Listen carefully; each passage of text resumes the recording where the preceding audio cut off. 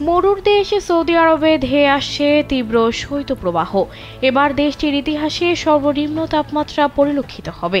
সৌদির কয়েকটি জায়গার তাপমাত্রা 0 ডিগ্রির নিচে নেমে আসতে পারে।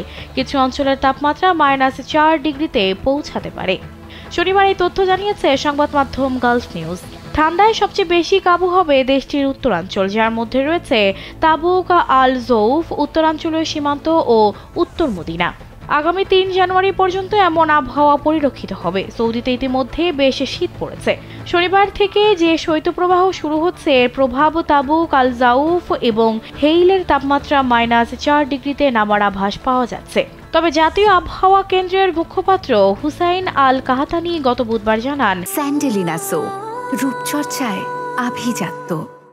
এসব তথ্য গুজব। মরুর দেশ সৌদিতে গ্রীষ্মকালে পরিলক্ষিত হয় অসহনীয় তাপমাত্রা।